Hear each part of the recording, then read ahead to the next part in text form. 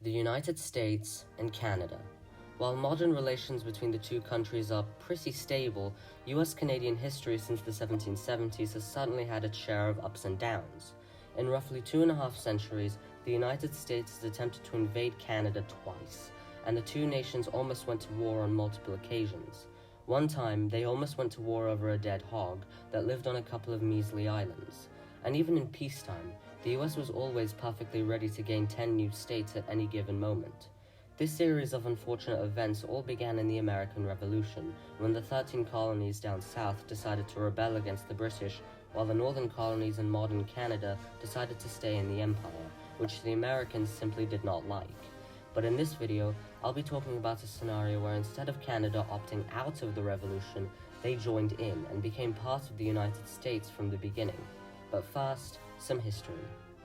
When the British colonized North America, the colonies that are today known as the US and Canada were all in the same cluster known as British North America. Basically, there was no concept of Canada or America. It was a series of small colonies all down the East Coast. This kind of arrangement began to falter when the British began to pass laws that people thought favored some colonies over others. The Quebec Act of 1774 granted the French-speaking Québécois living in the colony of Quebec greater autonomy and freedom of religion, something which the colonists in the 13 colonies thought was intolerable. It also didn't help that the British passed several unfair tax laws on the 13 colonies in the 1760s. All of this caused the 13 colonies down south to rebel and gain independence as the United States of America. During the following War of Independence, the US Army launched a small invasion of Canada, which failed after the British pushed them back. The US won the Revolution in 1784 and became a fully recognized independent nation, while the rest of the colonies up north, today known as Canada, remained loyal to the British. Many American loyalists living in the colonies also migrated to Canada in the years after the Revolution. In the early years of its existence, the US remained extremely spiteful of the British. In June of 1812, they invaded Canada, and the British responded by burning down the White House. Both the US and Canada expanded westward over the course of the 19th century, and along the way had several territorial disputes. Relations between the US and Canada began to improve in the 20th century. Eventually, Canada became independent from the British in 1967. In the present day, the US and Canada are two similar yet separate nations. Canada has often been nicknamed the kinder America, and the US has often been called Canada but with guns. But what if these two countries weren't separated like this?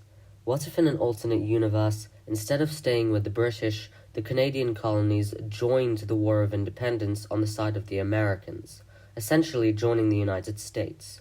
What if Canada joined the American Revolution? For this to happen, a couple things would need to change. Firstly, the Quebec Act. The Quebec Act basically guaranteed the security and freedom of French Catholics living in British-controlled Quebec. If we want the Canadian colonies to feel rebellious against the British Empire, not only would the Quebec Act need to not exist, but the British would need to set limits on religious freedom for French Catholics, thus stirring up anti-British sentiment in Quebec. Furthermore, we also have to make sure that the rest of the Canadian colonists feel as though they have been wronged by the British in the same way the Americans in the 13 colonies did. The best way I can think of doing this is by applying the same or similar taxes for tea and sugar on the Canadians along with the Americans. With that done, here's the timeline. During the 1760s and 70s, the British created new laws that imposed heavy amounts of taxes on their North American colonies, including Quebec. This did not sit well with the colonists of North America, and a string of riots broke out across the east coast of the continent. When the Continental Congress is established in 1774, Thomas Jefferson and various other founding fathers managed to convince the French Québécois, as well as the Nova Scotians, to join the upcoming revolution against the British. In 1776, the Declaration of Independence is signed, and the 15 colonies declare independence from the British Empire. First things first, with Canada joining the revolution, this means that all of Britain's mainland North American colonies are rebelling. This would definitely mean that the British would take the war more seriously and would be much tougher on the Patriots. By this I mean that the British would be burning down villages, killing POWs, and committing ferocious atrocities. There would be no small invasion of Canada in this alternate timeline, since Canada is now part of the United States. France would also intervene in the conflict on the side of the US much quicker, as the French-speaking Quebecois are now taking part. With extra colonies involved, and with the British taking the war more seriously, there's no doubt that the revolution would have ended at a different time. Whether it would have been earlier or later is up for debate. All I know is that the British would have still lost. After the defeat, the American loyalists living in the newly formed US would not be able to evacuate to Canada, since Canada is part of the Union in this alternate timeline.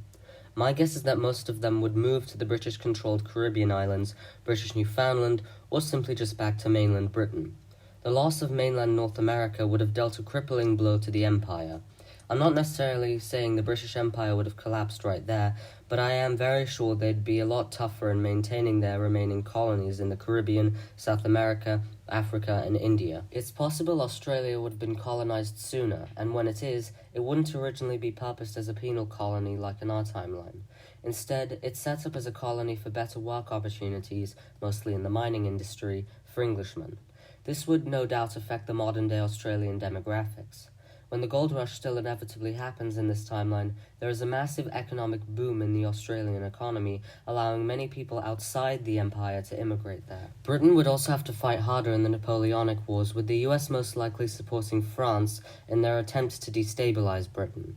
On top of that, later on in the 19th century, an anti-British alliance may form between the US and Russia. A lot of the changes that would happen in this alternate timeline would be in the alternate US.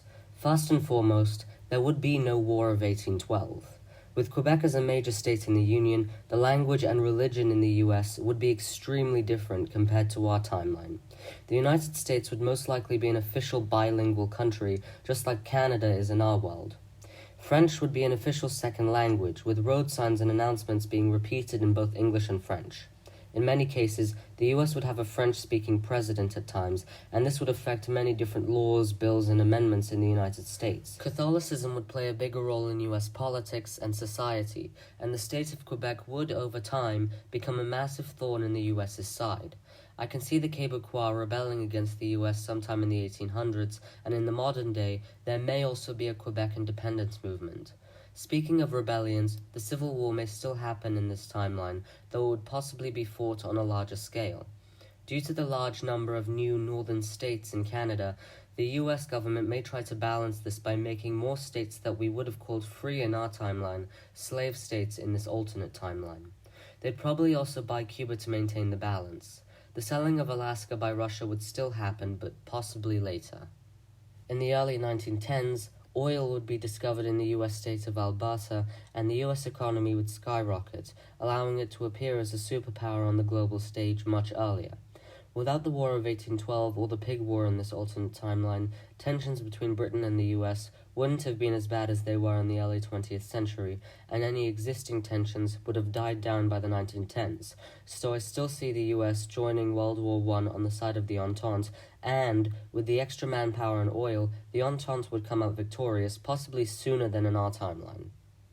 After World War I, the timeline, at least the one that happens in the US, becomes very blurry and almost alien to us. The Great Depression might still happen, but again, maybe at a different time. Overall, this timeline itself is extremely implausible. Canada as a country is basically a union of colonies that didn't rebel against the British in the 1770s, and when the time came, they had no reason to. But still, it's always fun to look at historical hypotheticals and just imagine, what if? Thank you all for watching. Be sure to like, comment, and subscribe, and tell me in the comments section what you think the next alternate history scenario should be. See ya!